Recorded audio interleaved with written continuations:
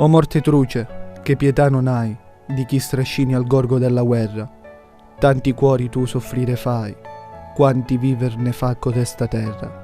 Piangono mamme, fidanzate e spose, il mondo intero si riveste a lutto. Ma tu, crudele, non badi a queste cose, brami solo veder tutto distrutto. Come uragano che con sé trascina quello che trova al suo temuto passo, così la guerra fa strage e rovina, e di lei teme pure un cuor di sasso.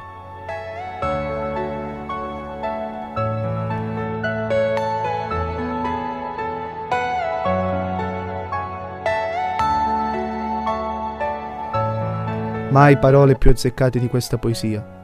È visitando luoghi come questo che ti poni la domanda: ma gli esseri umani sono stati capaci di costruire tutto questo?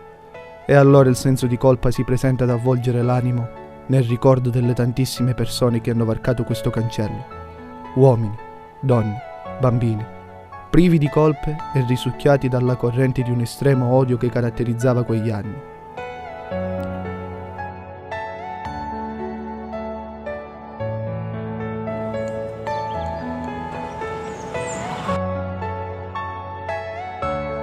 Benvenuti in una nuova puntata del Viaggio nella Storia. Quest'oggi ci troviamo in un posto molto interessante e pieno di storia. Ci troviamo a Tarsia, nel campo di concentramento Ferramonti. Torneremo indietro negli anni, ripercorrendo una delle pagine più oscure, più tristi e più difficili per l'umanità.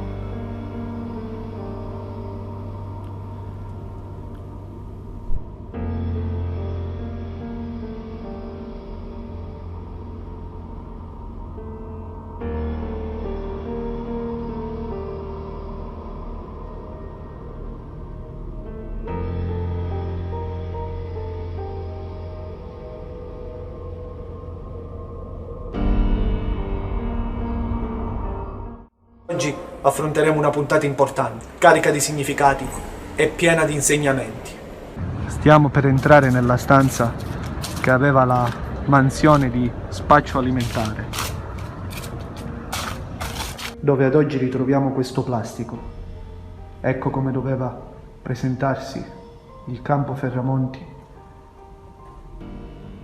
Stiamo parlando di un campo grande circa 160.000 metri quadrati. 92 baracche. Erano tutti, come possiamo ben vedere, poso la telecamera, a forme di U.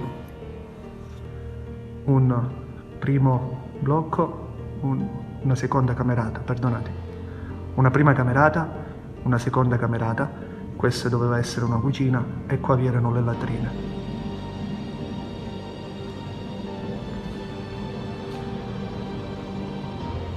All'interno di ogni camerata vivevano all'incirca 30 o 40 persone.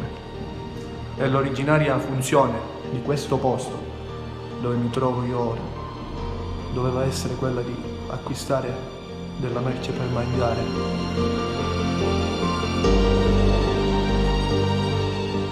Ci tengo a precisare che tutti i posti che stiamo visitando erano le stanze della direzione del campo.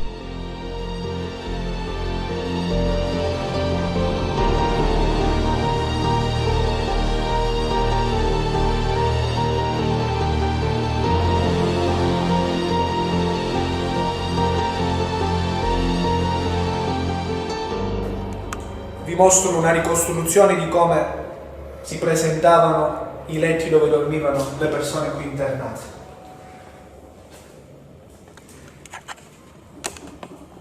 Legno, terra.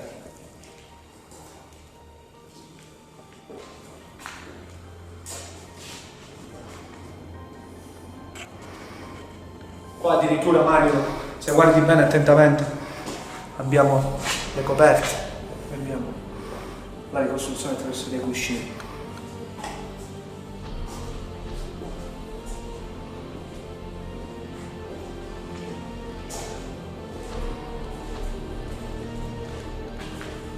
Qui ritroviamo dei documenti importanti per capire bene come funzionavano pure i diversi campi di concentramento, vale a dire i provvedimenti per la difesa della razza italiana, oppure altri documenti fatti nel periodo del ventennio fascista. Questa fotocopia doveva essere la carta di riconoscimento degli internati.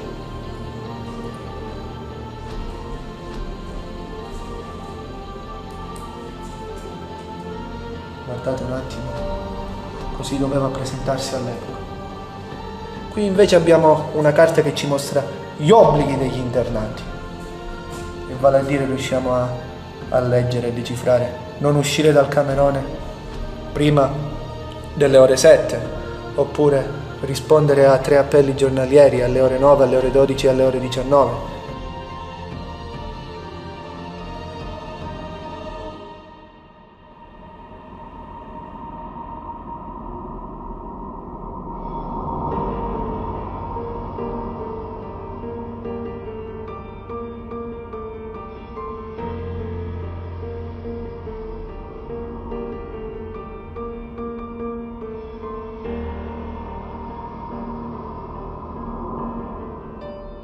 Tra le centinaia di persone che hanno varcato il cancello del campo di concentramento Ferramonti, ritroviamo la figura di Ernest Bernhard, un uomo di spiccata intelligenza, nato a Berlino nel 1896 da genitori ebrei.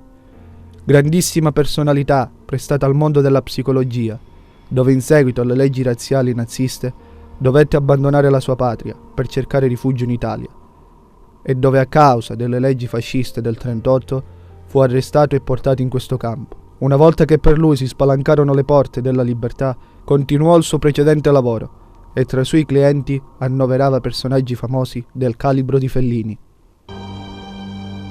Possiamo rivivere gli avvenimenti di questo centro anche osservando le varie foto che accompagnano la nostra visita, come il caso di questa signora nata nel campo di Ferramonti, pagine di vita che si spalancano davanti ai nostri occhi.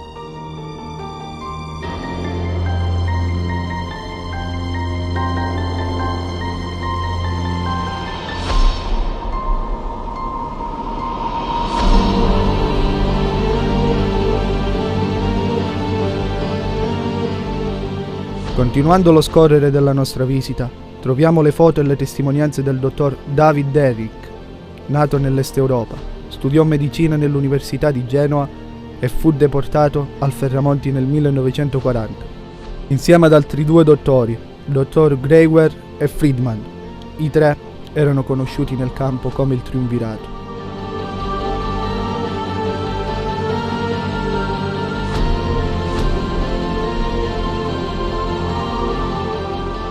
Ferramonti, ricordiamo che è una contrada del comune di Tarsia e nei primi del Novecento era un territorio paludoso, difficilmente abitabile. L'opera di bonifica fu effettuata da parte del regime fascista e intorno al 1940 fu edificato questo centro.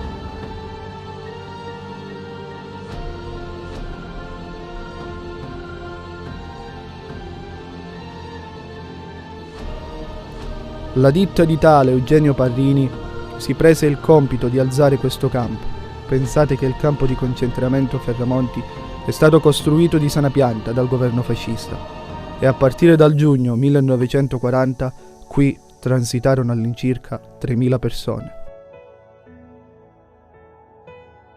Venite un attimo che vi vado a spiegare un particolare.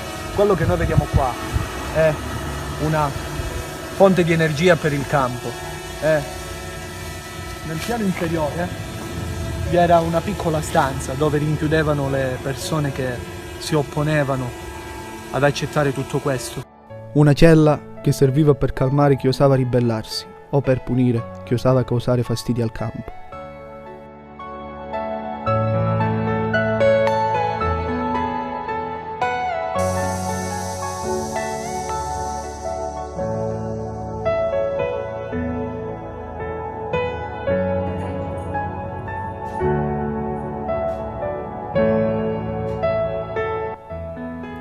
Nel 1942 dalla Grecia, per precisione dall'isola di Rodi, arrivò al campo di concentramento un battello fluviale, chiamato Pencio. Pensate un po', un battello che stava attraversando il Danubio, con l'intenzione di arrivare in Palestina, attraverso un cammino lungo e molto faticoso.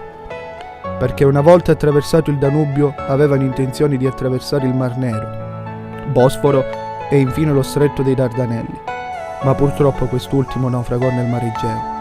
Fu proprio grazie all'intervento di una nave militare italiana, il Camogli, che intervenne ad aiutare e a cercare di salvare quelle vite, trasportandole a bordo e portandoli sulla terraferma di Rodi, per poi successivamente trasferirli all'interno del campo di concentramento Ferramonti.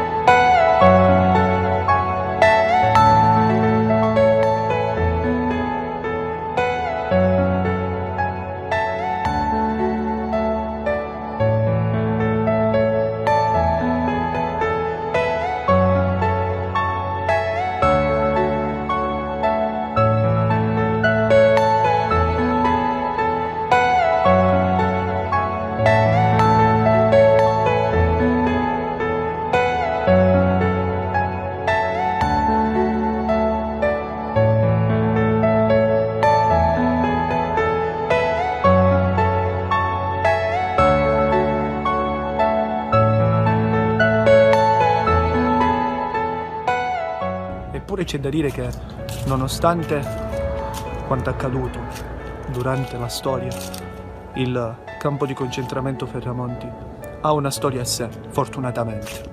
Eh sì, avete capito bene. Il solo termine, campo di concentramento, ci fa venire in mente una serie di avvenimenti storici tristi e abominevoli, ma ho potuto osservare con i miei occhi una storia parallela ad un momento storico privo di umanità come questo. E come mi hanno riportato, vi è una storia felice in questo momento triste per l'umanità. Il direttore Paolo Salvatore. Chi era il direttore Paolo Salvatore? Appartenente al regime e direttore del campo di concentramento di Ferramonti dal 20 giugno 1940 fino al 22 giugno del 1943.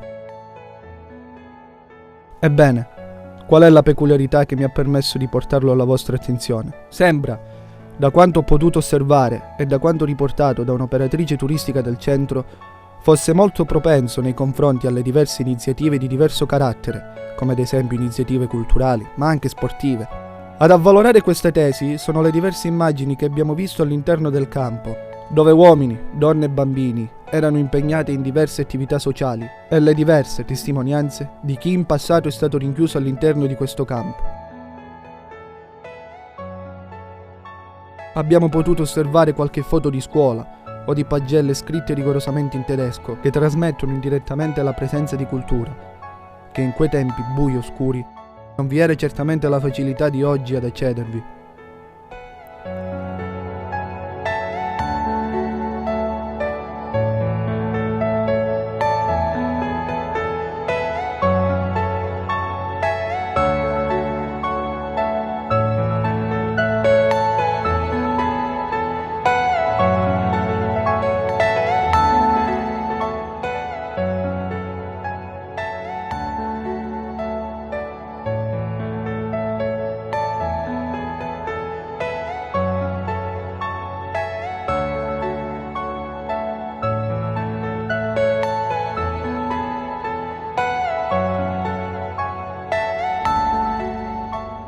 Cerchiamo di spostarci un secondo su un altro personaggio importante rinchiuso all'interno di questo centro, il pittore ed incisore Finkelstein. Nasce in un paese dell'est Europa, anch'esso di origine ebraica. Morirà in un piccolo centro della provincia di Cosenza, Cerisano, nel 1943. Apprezzato e riconosciuto come uno dei più grandi artisti di ex libris, che sarebbe una sorta di timbro che si applica sul libro per indicarne il proprietario. Degno di un genio artistico che lo contraddistinguerà dalle altre persone del campo. Nel Museo del Campo oggi ritroviamo una sua opera, carica di significati, donata da Riccardo Herrmann.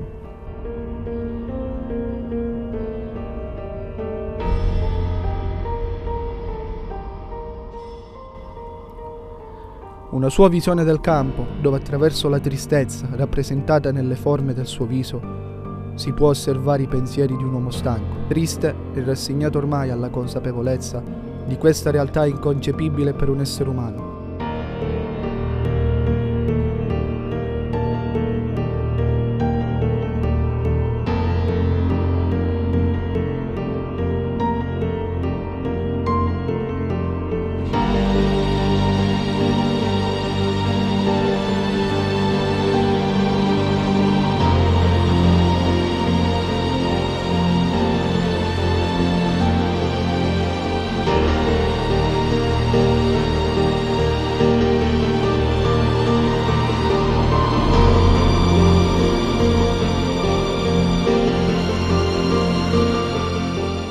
Un'altra storia singolare è quella della signora Serafina Mauro, un'abitante della contrada Ferramonti, che aiutò nel suo piccolo le persone internate all'interno del centro. Una donna che può essere benissimo rappresentata come simbolo di umanità e degli aiuti che cercarono di portare tutte le persone che risiedevano al confine del campo.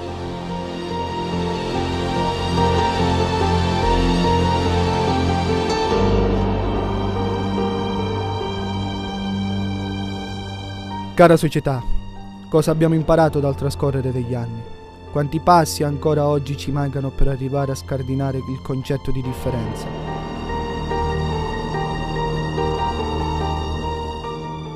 Quanto ho appena raccontato può sembrare lontano anni luce dalla visione moderna dei nostri giorni, eppure è storia recente purtroppo. Non basterà una singola puntata per comprendere meglio la storia di questo campo. Solo visitandolo potete capire quanto ho cercato di raccontarvi. Un momento buio della nostra storia. In una società frenetica, troppo veloce come quella in cui viviamo oggi, ho trovato giusto ricordare le differenti storie che il campo Ferramonti racchiude al suo interno, con la fiducia che l'uomo si allontani da tutti quei concetti nocivi, impegnandoci nella nostra quotidianità, migliorando giorno dopo giorno, per fare di questo mondo un posto migliore.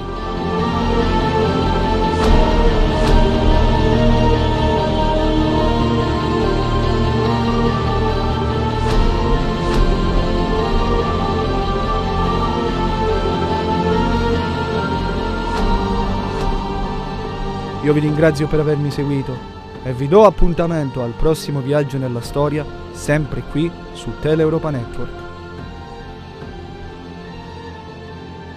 O morte truce, che pietà non hai di chi strascini al gorgo della guerra. Tanti cuori tu soffrire fai, quanti viver ne fa codesta terra. Piangono mamme, fidanzate e spose, il mondo intero si riveste a lutto. Ma tu, crudele, non badi a queste cose, brami solo veder tutto distrutto. Come uragano che con sé trascina quello che trova al suo temuto passo, così la guerra fa strage e rovina, e di lei teme pure un cuor di sasso.